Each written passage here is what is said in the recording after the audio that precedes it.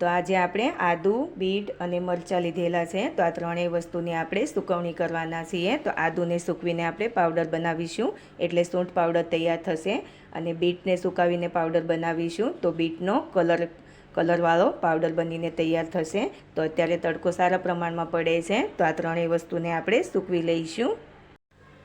તો આ ત્રણેય વસ્તુને આખું વર્ષ સ્ટોર કરીને રાખી શકાય છે, એટલે આપણે સૂકવી અને પાવડર બનાવીને આખા વર્ષ માટે સ્ટોર કરીને રાખી શકાય છે. તો આપણે આવી રીતે બીટની છાલ કાઢી લઈશું.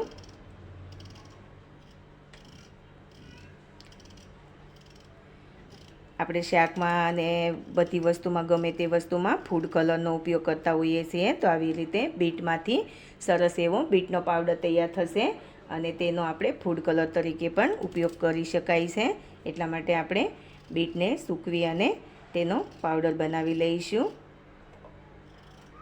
અત્યારે બીટ પણ સારા પ્રમાણમાં મળતા હોય છે અને એકદમ સસ્તા મળતા હોય છે. તો આવી રીતે બીટને સૂકવી અને રાખી શકાય છે, આખું વર્ષ માટે સ્ટોર કરી શકાય છે. તો આવી રીતે આપણે બીટની છાલ કાઢી લઈશું. તો આપણે આવી રીતે બીટની પતલી પતલી સ્લાઈસ કરી લઈશું. તમારે જેવી સ્લાઈસ કરવી હોય તેવી કરી શકાય છે. પતલી પતલી ચીરી પણ કરી શકાય છે અને પતલા પતલા ટુકડા પણ કરી શકાય છે. આપણે આવી રીતે પતલી પતલી સ્લાઈસ કરી લઈશું, એટલે એક દિવસમાં જ આપણો બીટ સુકાઈ જશે. જેટલું પતલું કરીશો તમે એટલી પતલી સ્લાઈસ હશે તો જલ્દીથી સુકાઈ જશે, નહીંતર બીટને સુકાતા 2 દિવસનો સમય લાગે છે. તો જોઈ શકો છો, આપણે એકદમ પતલી બટેટાની વેફર હોય એવી સ્લાઈસ કરી લીધી છે. આવી રીતે આપણે બધી સ્લાઈસ કરી લઈશું. તો હવે આપણે આદુ લીધેલો છે, અને આ આદુને એકદમ સારા પાણીથી એકદમ ચોખ્ખું થઈ જાય ત્યાં સુધી ધોઈ લેવાનો છે. જોઈ શકો છો, આદુમાં માટી બહુ લાગેલી હોય છે, તો માટી એકદમ નીકળી જવી જોઈએ. એટલે આપણે આવી રીતે અડધો કલાક માટે આદુને પાણીમાં ડુબાડી રાખવાનો અને પછી મસળીને ધોઈ લેવાનો, એટલે આવી રીતે એકદમ આદુ ચોખ્ખો થઈ જશે.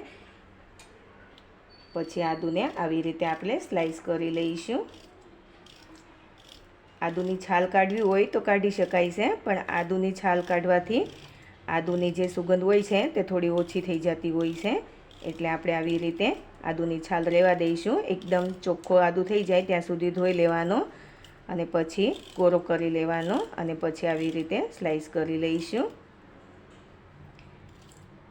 આદુની પણ આપણે આવી પતલી પતલી સ્લાઈસ કરી લઈશું, એટલે એક દિવસમાં આપણું આદુ સુકાઈ જશે.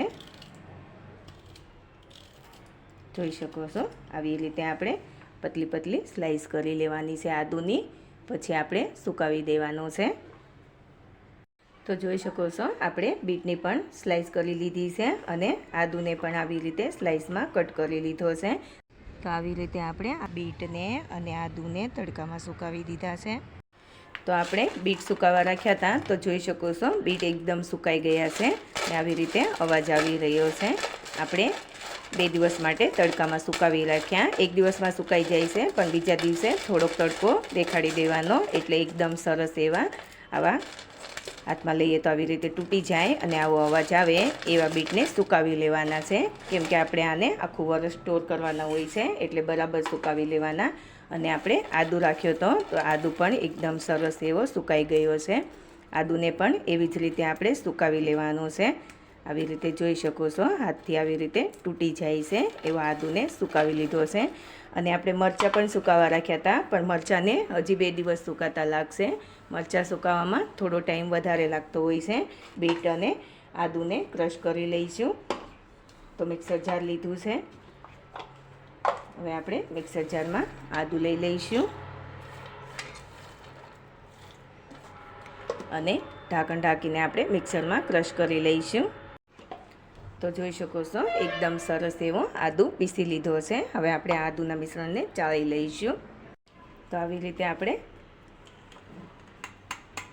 ચાળણી લઈ લીધી છે અને તેમાં મિશ્રણને ચાળી લેવાનું છે.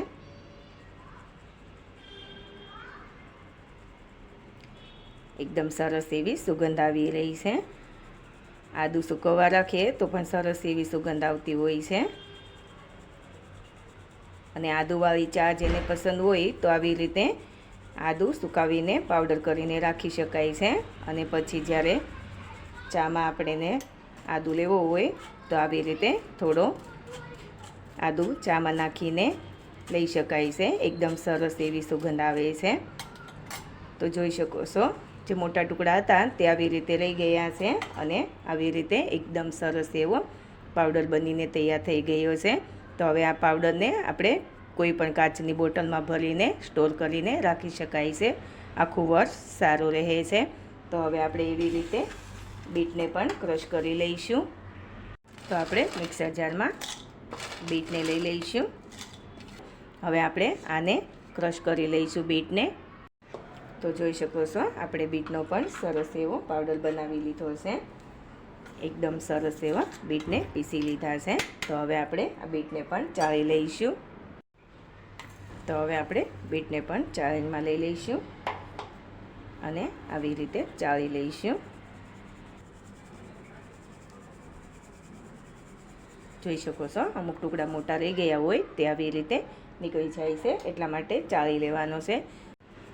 તો જોઈ શકો છો એકદમ સરસ એવો આપણો ફૂડ કલર બનીને તૈયાર થયો છે. આપણે કોઈ પણ મીઠાઈમાં કે શાકમાં કે ગ્રેવીમાં આપણે ફૂડ કલરનો ઉપયોગ કરતા હોઈએ છીએ. તો આવી રીતે બીટનો કલર હોય તો આ સરસ એવો આનાથી કલર આવી જાય છે. તો હવે આપણે આને પણ બરણીમાં ભરીને સ્ટોર કરી શકાય છે. તો આપણે આ વાટકીમાં પાણી લીધું છે અને આપણે તેમાં બીટ નાખીને જોઈ લઈએ. તો જોઈ શકો છો એકદમ સરસ એવું કલરવાળું પાણી બનીને તૈયાર થયું છે. તો આવી રીતે આપણે ફૂડ કલરની બદલે આપણે જે આવી રીતે બીટનો પાવડર રાખ્યો હોય તો આવી રીતે કલરની જગ્યાએ ઉપયોગમાં લઈ શકાય છે. અને એકદમ સારો અને ચોખ્ખો આપણો બીટનો કલર બનીને તૈયાર થયો છે. જોઈ શકો છો કોઈ પણ કેમિકલ વગરનો કલર બનીને તૈયાર થયો છે. તો આવી રીતે કલરની જગ્યાએ બીટનો કલર લઈ શકાય છે. એકદમ સરસ એવો કલર બનીને તૈયાર થાય છે. તો હવે આપણે આ નાની બોટલ લીધેલી છે. એકદમ સરસ એવી ધોઈ અને કોરી કરી લેવાની. અને પછી કંઈ પણ વસ્તુ આપણે સ્ટોર કરવાની હોય તો એકદમ કોરી બોટલ હોવી જોઈએ. તો આપણે આ બીટનો પાવડર છે તેને આ બોટલમાં ભરી દઈશું. તો આપણે બીટનો કલરને બોટલમાં ભરી લીધો છે અને ઢાંકણ બંધ કરી દઈશું. તો જોઈ શકો છો એકદમ સરસ એવો આપણો બીટનો કલર બનીને તૈયાર થઈ ગયો છે. એવી જ રીતે આપણે આદુને પણ બોટલમાં ભરી લઈશું. તો જોઈ શકો છો આપણે આદુને પણ બોટલમાં ભરી દીધો છે. આપણે તેનું પણ ઢાંકણ બંધ કરી દઈશું. જોઈ શકો છો એકદમ સરસ એવો આદુનો પાવડર બનાવીને આપણે રાખી દીધો છે. તો તૈયાર છે આપણો આદુનો પાવડર એટલે કે સૂંઠ પાવડર અને બીટનો પાવડર એટલે ફૂડ કલર. તમે જોઈ શકો છો કેટલો સરસ બંને પાવડર બનીને તૈયાર થયા છે. તો અત્યારે તડકામાં આવી રીતે સુકાવીને પાવડર બનાવી શકાય છે. અને આ પાવડરને તમે આખું વર્ષ સ્ટોર કરી શકો છો. ફ્રીજમાં પણ રાખવાની જરૂર નથી. તો વિડીયો પસંદ આવ્યો હોય તો મારી ચેનલને લાઇક કરજો, શેર કરજો અને સબસ્ક્રાઈબ કરીને બેલ આઇકન જરૂરથી દબાવજો. અને કોમેન્ટ કરીને કહેજો કે આદુનો પાવડર અને બીટનો પાવડર કેવો બન્યો છે.